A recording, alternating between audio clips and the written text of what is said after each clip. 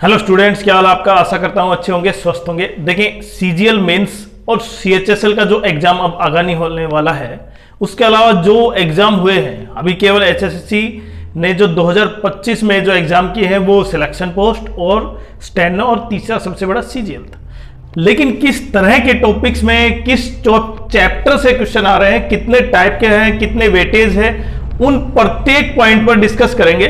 क्योंकि अब बहुत से बच्चे देखिए सीएचएसएल का एग्जाम 12 नवंबर से, लेकिन जो बच्चे सीजीएल में अच्छा स्कोर कर रहे हैं वो मेंस की तैयारी कर रहे हैं। लेकिन मेंस की तैयारी आपकी बिल्कुल सही जा रही है या नहीं जा रही है, आप बिल्कुल टारगेट लेके चल रहे हैं, जो चैप्टर आ रहे हैं उसी पर ज्यादा फोकस कर रहे हैं, तो आपके लिए बहुत बेस्ट होगा। लेकिन एक सबसे बड़ा दुखद पॉइंट ये है कि क्योंकि पता नहीं चल पा रहा कि किस तरह के क्वेश्चन आ रहे हैं, क्योंकि उसका एसएससी ने अंडरटेकिंग ले लिया है कैंडिडेट से, अब कोई शेयर नहीं करेगा।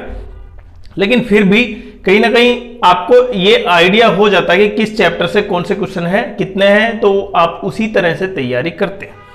लेकिन आज अगर आपको पता चल जाता है कि वे मेंस में किस चैप्टर से कितने क्वेश्चन आए हैं वेटेज के बेसिस पे, तो आप मेंस की तैयारी उसी ढंग से करेंगे। तो आज हम लेके आए हैं प्रत्येक सेक्शन में subject wise maths, reasoning, English, GS में किस चैप्टर से कितने क्वेश्चन आ रहे हैं, तो आपको उसी तरह की तैयारी करनी होगी। क्योंकि आप गलत चैप्टर को ज्यादा टाइम दे रहे हैं तो इसका अर्थ ये हो गया आप टाइम सही मैनेजमेंट नहीं कर पा रहे हैं, सही पढ़ नहीं पा रहे हैं, मतलब सही दिशा में नहीं जा रहे हैं। इसलिए अब सबसे इंपॉर्टेंट पहला पॉइंट ये हो जाता है कि आपको सबसे पहले मैथ्स में, देखिए ऐसा नहीं है कि केवल मैथ्स ही एक पिलर है जहां पर इसके द्वारा मेंस में या सीएचएसएल में या किसी भी एग्जाम में एसएससी के पास किया जा सकता है। मैथ्स केवल एक भाग है, हालांकि मैं भी मैथ्स पढ़ाता हूं, लेकिन मैथ्स पूरा नहीं है। मैथ्स के अलावा भी सभी चैप्टर हैं, सभी टॉपिक्स हैं, टॉपिक्स की बात कर रहा हूं, सभी सब्जेक्ट हैं जिनकी बराबर वेटेज है। अब मैं मैथ्स की बात करूं, देखिए मेंस में इंग्लिश थोड़ा सा ज्यादा है, लेकिन मैथ्स की बात करूं जो अभी एग्जाम हुए उनके बेसिस पर किस चैप्टर से कितने क्वेश्चन आए हैं वो वेटेज दिखाते हैं आपको। तो देखिए मैथ्स में टाइम एंड स्पीड के 1 से 2 क्वेश्चन आए हैं। रेशियो प्रोपोर्शन 3 से 4 क्वेश्चन है। यहां पर ये देखिए क्वेश्चनों की संख्या यहां पे 3 से 4। उसके बाद पार्टनरशिप में देखें 1 से 2 क्वेश्चन है। कंपाउंड इंटरेस्ट, सिंपल इंटरेस्ट के 2 से 3 क्वेश्चन। सिंप्लीफिकेशन के सबसे ज्यादा क्वेश्चन, मतलब 4 से 5 क्वेश्चन सिंप्लीफिकेशन में है। उसके बाद एवरेज में 1 से 2 क्वेश्चन। मेंसुरेशन 3 से 4 क्वेश्चन, और मेंसुरेशन में कौन से क्वेश्चन थे जो कैलकुलेटिव क्वेश्चन है, ये सबसे इंपॉर्टेंट है। वॉल्यूम सरफेस एरिया में देखेंगे आप, volume of a sphere when is melted to form a new sphere and a hemisphere, then find the radius of hemisphere. इस टाइप के क्वेश्चन आ रहे हैं, आपने करके देखे होंगे। ज्योमेट्री में देखें 1 से 2, अभी बताएंगे चेंज क्या हुआ है। ट्रिग्नोमेट्री में केवल 1 से 2 क्वेश्चन है। हाई डिस्टेंस 1 से 2। एलजेब्रा 2 सबसे ज्यादा, कहीं ना कहीं हर पॉइंट पर पहले जो एडिकिटी से पहले जो एग्जाम लिया जाता था उसमें एलजेब्रा, एडवांस एलजेब्रा का बहुत बड़ा रोल होता था, लेकिन अब एलजेब्रा देखिए केवल 1 से 2 तक सिमट गया है। मिक्सचर एलिगेशन के भी 1 से 2 है। प्रॉफिट लॉस 2 से 3। टाइम वर्क 2 से 3 और परसेंटेज 3 से 4। अब एक्चुअल में देखें ना, परसेंटेज देखिए ये केवल एक परसेंटेज काउंट नहीं है, ये भी परसेंटेज में ही है, ये भी परसेंटेज में। रेशियो प्रोपोर्शन भी परसेंटेज का पार्ट हो जाता है। कंपाउंड इंटरेस्ट परसेंटेज का पार्ट हो जाता है। और बताएंगे कैसे। एवरेज में, मेंसुरेशन में, जब वॉल्यूम और सरफेस एरिया में परसेंटेज कितना इंक्रीज हुआ, डिक्रीज हुआ, वो तो देखिए परसेंटेज ही कहीं ना कहीं लगभग 30% पार्ट को घेरे हुए। तो जिन बच्चों को मेंस करना है या सीएचएसएल का एग्जाम करना है, क्योंकि वो 12 नवंबर से है, तो अगर आपको तैयारी करनी है तो एक बार, हालांकि आपने तैयारी कर ली है, लेकिन फिर भी एक बार पूरा का पूरा जो सेक्शन है आपको एक बार चेक कर लेना चाहिए कि किस टाइप से, किस चैप्टर से क्वेश्चन आ रहे हैं, वेटेज कितना है। क्योंकि आप वो चैप्टर पढ़ रहे हो, ज्यादा ध्यान दे रहे हो। जैसे यहां पर आप पार्टनरशिप में देखें 1 से 2 मुश्किल है, मिक्सचर 1 से 2, एलजेब्रा 1 से 2। अब वो एडवांस एलजेब्रा आपको पढ़ने की जरूरत नहीं है। वहां पर आपको क्या पढ़ना चाहिए, यहां पर देखिए परसेंटेज के ज्यादा है, टाइम स्पीड के, रेशियो प्रोपोर्शन के, सिंप्लीफिकेशन के। तो ये कहीं ना कहीं टाइम कंज्यूमिंग है, तो आपको वो चीज करनी चाहिए।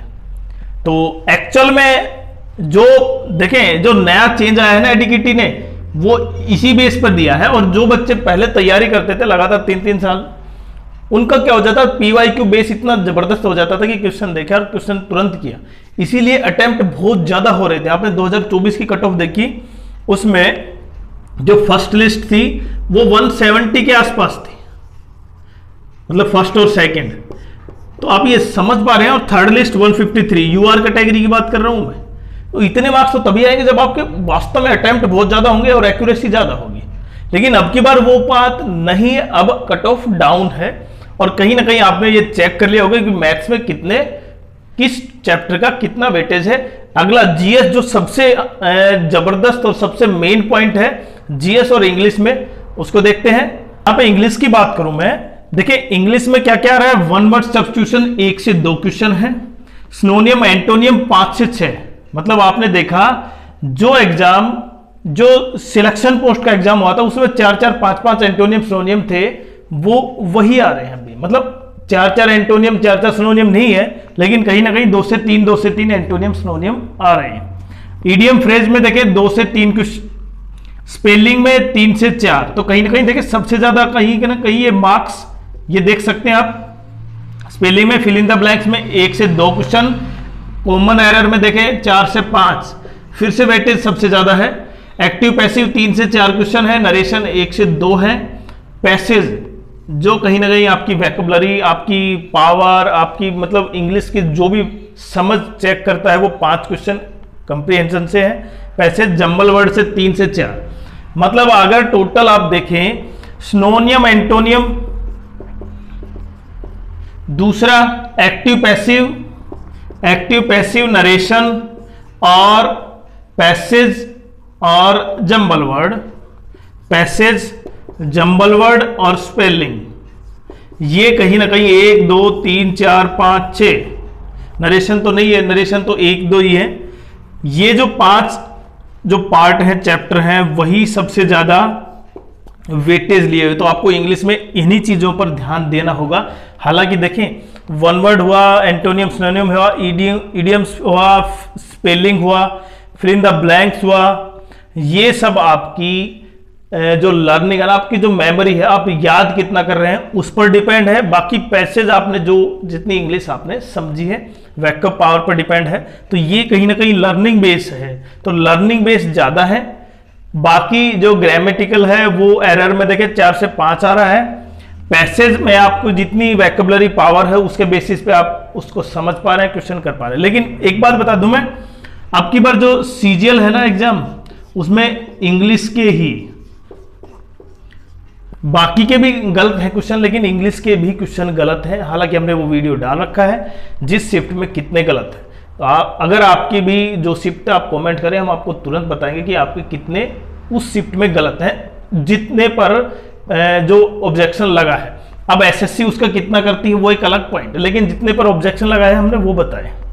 देखते हैं नेक्स्ट जीएस, जो जीएस सबसे इंपॉर्टेंट और कहीं ना कहीं डिसाइडिंग फैक्टर है सीजीएल में, या चाहे किसी भी एग्जाम्स की बात करें तो जीजीएल में देखते हैं। तो अगर मैं जीएस की बात करूं, क्योंकि जीएस सबसे इंपॉर्टेंट, कि जो बच्चा 50% पे पहुंच रहा है वो ये मान रहा है कि हाँ उसका जीएस पे स्कोर अच्छा है, लेकिन जीएस के जिस टॉपिक से क्वेश्चन आए हैं वो देखकर आप अचंभित रह जाएंगे। हालांकि आपने पेपर दिया है, लेकिन एवरेज में देखें ना, जिसको सबसे बड़ा, जो सबसे बड़े पिलर होते हैं जीएस के, साइंस में केवल 3 से 4 क्वेश्चन है, जबकि साइंस में 5 से 6, मिनिमम 5 से 6 क्वेश्चन होते थे, वो सबसे कम है।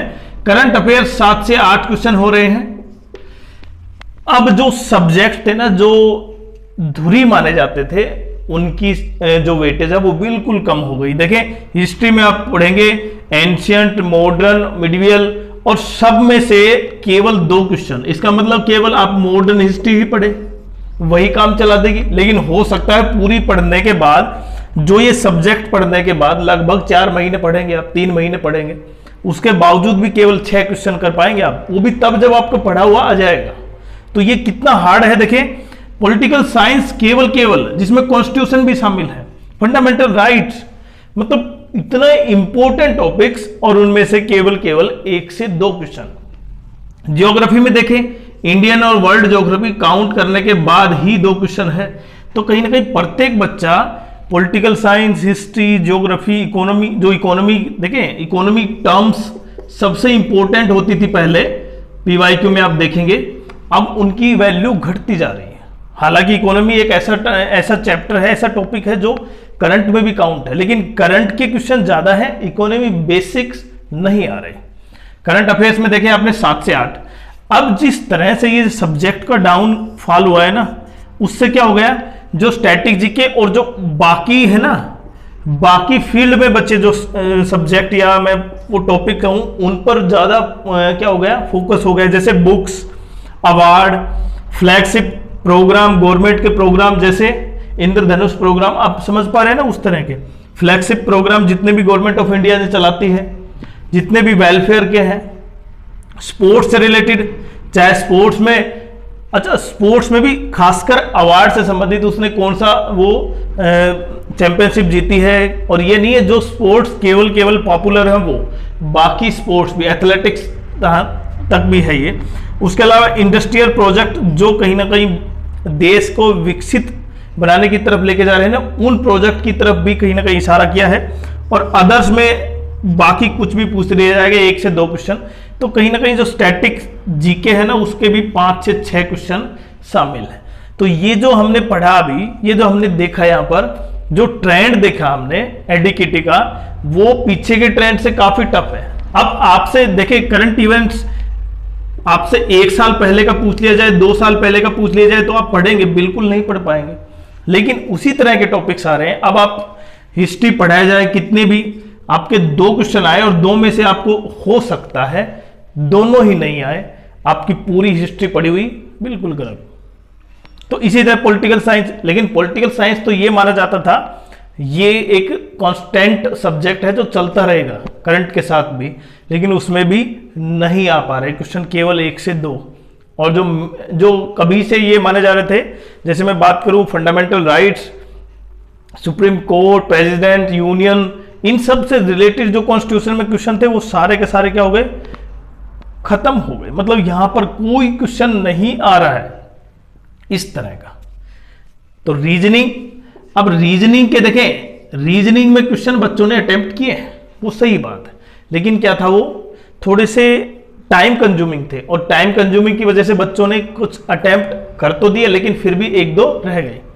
लेकिन सबसे इंपॉर्टेंट जो था ना सब्जेक्ट, वो जीएस था, और जीएस में बच्चों ने उतने स्कोर नहीं किए। कारण क्या है, जो ट्रेंड चला था वो बिल्कुल बदल चुका है।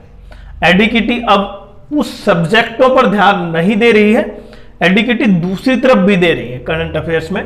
तो इसके आपके लिए केवल सब्जेक्ट नहीं, सब्जेक्ट पर कम वेटेज है, इसलिए सब्जेक्ट पर ध्यान कम दे, बाकी पॉइंटों पर भी ध्यान दे, उन टॉपिक्स को पढ़ें, उन टॉपिक्स का रिवीजन करें जो आपने बना रखे हैं। तो अब इन सब्जेक्टों का कम करें, उस टॉपिक्स पर ध्यान दें। बाकी आपकी क्या राय है, आपने किस तरह से आगे एग्जाम देने हैं, तैयारी आपकी बिल्कुल सही चल रही है, आप जरूर कमेंट्स करें। और हम तो चाहते हैं कि आप मेंस सीजीएल प्री क्वालिफाई करें, मेंस में बैठे और मेंस में अपनी छाप छोड़ने के लिए आपकी तैयारी आपकी ही एकमात्र क्या है, उपाय है। अगर आपने इन सबसे रिलेटेड, अब हम जो वीडियो लेके आएंगे ना, वो इन्हीं जीएस के टॉपिक्स पर होगा और मैथ्स के उन चैप्टरों पर होगा, खासकर मैथ्स और जीएस का, क्योंकि बच्चे जिस तरह मैथ्स को कैलकुलेटिव लेके मान गए और जीएस में उन चैप्टरों पर ज्यादा सब्जेक्ट की बजाय करंट अफेयर्स पर और करंट इवेंट्स पर जो बन रहे हैं ना, उन पर ज्यादा ध्यान देंगे। इसलिए हम आपके लिए एक फ्री ऑफ कॉस्ट वीडियो लेके आएंगे।